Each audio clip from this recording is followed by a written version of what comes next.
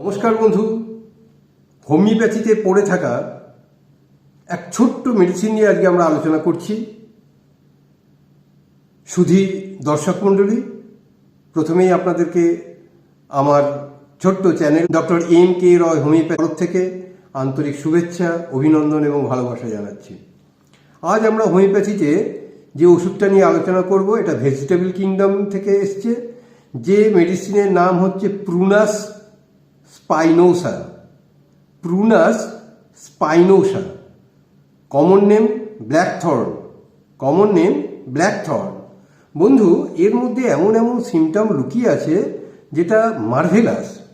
মূলত দুটো রোগের জন্য এটা বহুলভাবে পরিচিত। একটা হচ্ছে হেড সিমটম আর দ্বিতীয়টা হচ্ছে ইউরিনারি সিমটম। এছাড়াও আরও অনেকগুলো কাজের উপর এর প্রভাব রয়েছে। তো আসুন প্রথমে আমরা হেডটাকে জেনে নিই যে হেডের উপর কী কাজ আছে। দেখুন, এর হেডে একটি যন্ত্রণা হয়, হেডেক।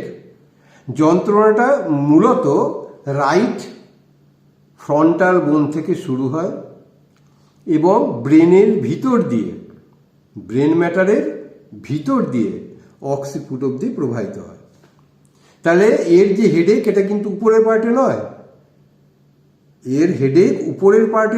এর হেডেক হচ্ছে ব্রেনের নিচে, ব্রেনের ইন্টারনাল অর্গানে, অর্থাৎ মাথার ভেতরের দিকে শুরু হয়। কোথায়?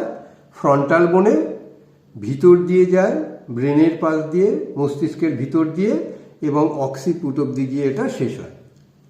এমন ব্যথা যেন মনে হয় যে পুরো মাথাটা ছিঁড়ে যাবে, ফেটে যাবে। দ্বিতীয় আরেকটি হেডেক আছে, যে হেডেকটা শুরু হয় লেফট আইতে, এবং ব্যথাটা মনে হয় যেন একদম ব্রাস্টিং যেন বাস্ট করে যাবে, এবং ইলেকট্রিক লাইট সেন্সেশন, বিদ্যুতের ঝলকানির মতন, বিদ্যুতের চমকের মতন এই ব্যথা ক্রমশ এগিয়ে যায় মাথার দিকে এবং পেশেন্ট প্রচণ্ড কষ্ট পায়। এই ধরনের যদি কোনো ব্যথা আপনি পান, তাহলে আপনি অবশ্যই এখানে প্রুনাসের কথা ভাববেন। এবার আসুন চোখের কিছু সিমটম নিয়ে আলোচনা করি। চোখের সিমটম হচ্ছে যে বাম দিকে চোখে একটা প্রচণ্ড ব্যথা, সেই ব্যথাটা ব্রেনের ভিতর দিয়ে প্রবাহিত হয়। Blasting pen, electric light sensation. ঠিক একইভাবে ডান দিকেও একটা ব্যথা হয়, ডান চোখে একটা ব্যথা হয়, ব্রাস্টিং পেন, যেন ফেটে যাবে, এবং ইলেকট্রিকের, বিদ্যুতের ঝলকের মতন তার যন্ত্রণা। কিন্তু মজার ব্যাপার হচ্ছে, যদি ল্যাক্রাইমেশন হয়, চোখ দিয়ে যদি জল পড়ে, ডান দিকের ব্রাস্টিং পেন, চোখ ফেটে যাবে, সেই ব্যথাতে যদি চোখ দিয়ে ল্যাক্রাইমেশন বা অশ্রুর জল নির্গত হয়, তাহলে কিন্তু ব্যথার আরাম একটা আনকমন পিকুলিয়ার ক্যারেক্টারিস্টিক সিমটম। চোখে ব্রাস্টিং পেন, ফেটে যাবে, ল্যাক্রাইমেশন, অ্যামুলেশন, চোখের জল বেরোলে আরাম, প্রুনাস স্পাইনোসা। দ্বিতীয় কিছু ভাবার কোনো দরকার নেই। এই মেডিসিনে একটা সিমটম আছে, সেটা হচ্ছে ইরিডোকোরয়েডাইটিস। একটা হচ্ছে iris, front part of iris, চোখের একটা পার্ট। আর কোরয়েড হচ্ছে যে আমাদের যে রেটিনা আছে, সেই রেটিনার পেছনের দিকে যে ফাইব্রাস তন্তুগুলো আছে, যেগুলোকে আমরা কোরয়েড বলি, এর একটা ইনফ্লামেশন হয়। তাহলে আইরিসের ইনফ্লামেশন হয় এবং কোরয়েডের ইনফ্লামেশন হয়, তাই একে বলা হয় ইরিডোকোরয়েডাইটিস। ঠিক আছে? এইরকম যদি কিছু পান, তাহলে আপনি প্রুনাস স্পাইনোসাসের কথা আপনি ভাববেন। এরপর আসি রেকটামে। দেখুন, মলদ্বারে গুটলি পায়খানা হয়, হ্যাঁ, খুব হার্ড কনস্টিপেটেড গুটলি পায়খানা হয়, যার জন্য মলদ্বারে প্রচণ্ড ব্যথা হয়। ব্যথা এমন পর্যায়ে যায় যেন মনে হবে যে আমাদের যে ট্রাঙ্গুলার বডি আছে, সেই ট্রাঙ্গুলার বডিটা যেন ভিতরের দিকে ঢুকে যাচ্ছে। রেকটামের যে ট্রাঙ্গুলার বডি আছে, সেই ট্রাঙ্গুলার বডিটা মনে হচ্ছে যেন ভিতরের দিকে ঢুকে যাবে। আর এর একটা ডায়রিয়া আছে, loose stool, mucoid stool with burning sensation in anus. আমযুক্ত পায়খানা, পাতলা পায়খানা হয়ে যাওয়ার পর রেকটামে প্রচণ্ড জ্বালা করে। এটা কিন্তু রেকটামের একটা বিশেষ বৈশিষ্ট্য। এর অ্যাবডোমেনের সিমটমে যদি যাই তাহলে এর অ্যাসাইটিস আছে। অ্যাসাইটিস মানে পেটে জল জমা। পেটে জল জমে এই পেশেন্টের, এই ওষুধে পেটের জল জমাকে কমানো যায়। এছাড়া cramp like pain in bladder region. Cramp, খামচানো একটা ব্যথা, ব্লাডার রিজিয়নে একটা ব্যথা অনুভব করা যায়। এই পেশেন্টের চোখের ব্যাপারে আর একটু বলে রাখি, আমাদের যে ভিট্রিয়াস হিউমার আছে সেই ভিট্রিয়াস হিউমারের অপাসিটি বা অস্বচ্ছতা এই ওষুধে পরিলক্ষিত হয়। এরপর একটা খুব মূল্যবান সিমটমের কথা বলবো, যেটা আমরা বলেছিলাম যে দুটো সিমটম খুব ইম্পর্টেন্ট, একটা হচ্ছে হেড আর একটা হচ্ছে ইউরিনারি অর্গান। এবার হচ্ছে ইউরিনারি অর্গান এর কথা যদি আমরা বলি, যে এর পেচ্ছাপ প্রায় হয় না বললেই চলে। পেচ্ছাপ হয় না, পেচ্ছাপের কোনো বেগ থাকে না। মূত্রথলির কোথানি অর্থাৎ constriction in urinary bladder region, খামচানো, ইউরিনারি ব্লাডারে খামচে খামচে ব্যথা তৈরি হয়। মনে হয় যেন বারবার পেচ্ছাপ করতে যাব, কিন্তু যখনই পেচ্ছাপ করতে যায় পেচ্ছাপের বেগ আর আসে না, পরিবর্তে প্রচণ্ড ব্যথা। পেচ্ছাপ ত্যাগ করার সময় তার প্রচণ্ড ব্যথা। এই মেডিসিনের একটা পিকুলিয়ার আনকমন ক্যারেক্টারিস্টিক সিমটম আছে। পেশেন্ট যখন পেচ্ছাপ করতে যায়, পেচ্ছাপের নল দিয়ে, পেচ্ছাপের থলি থেকে পেচ্ছাপের নল দিয়ে আমাদের যে পেনিসের যে গ্লান্স পেনিস আছে, যেখান থেকে আমাদের অ্যাপারচারের মধ্য দিয়ে, ছিদ্রের মধ্য দিয়ে ইউরিন এবার বাইরে বেরোবে, ঠিক সেই মুখ অবধি পেচ্ছাপ চলে আসে, কিন্তু সেখান থেকে আর পেচ্ছাপ নির্গত হয় না। সেখান থেকে পেচ্ছাপ আবার ব্যাক, ইউরিনারি ব্লাডারে এবার ব্যাক করে যায়। তাহলে পেচ্ছাপ ব্লাডার থেকে ইউরেথ্রা দিয়ে এলো, গ্লান্স পেনিস অবধি এলো, এবার বাইরে বেরোনোর কথা, কিন্তু সেই ইউরিনটা বাইরে না বেরিয়ে এটা আবার রিভার্স হয়ে যায়, আবার ইউরিনারি ব্লাডারে ফিরে চলে যায়। তার ফলে পেশেন্টের পেচ্ছাপই হয় না। এবং এই যে পেচ্ছাপ হলো না, তার জন্য কিন্তু ওই মূত্রনালীতে প্রচণ্ড ব্যথা হয়, প্রচণ্ড, যেটা পেশেন্ট টলার করতে পারে না। যার জন্য পেশেন্ট কি করে, শক্ত করে ওই পেনিসের, গ্লান্স পেনিসের জায়গাটাকে খুব শক্ত করে টাইট করে ধরে রাখে। তাতে হয় কি, তার একটু আরাম বোধ হয়। এবং এই শক্ত করে ধরে রাখার পর ধীরে ধীরে ধীরে ধীরে পেচ্ছাপ আবার ব্লাডার থেকে ইউরেথ্রা দিয়ে আসে, এগিয়ে আসে, এবং ধীরে ধীরে ফোঁটা ফোঁটা আকারে ইউরিন পাস আউট হয়। এটা কিন্তু প্রুনাসের একটা কিন্তু আনকমন পিকুলিয়ার সিমটম। এইরকম সিমটম যদি আপনি পান, আপনি নিঃসন্দেহে কিন্তু প্রুনাসের ব্যবহার করতে পারেন। তাহলে পেচ্ছাপ করার বৃথা চেষ্টা, বারবার যায় কিন্তু প্রস্রাব হয়। এর পরের যে সিমটমের কথা বলবো সেটা হচ্ছে টুথেক, দাঁত ব্যথা। প্রুনাস কিন্তু দাঁতের ব্যথায় কিন্তু খুব উপকারী।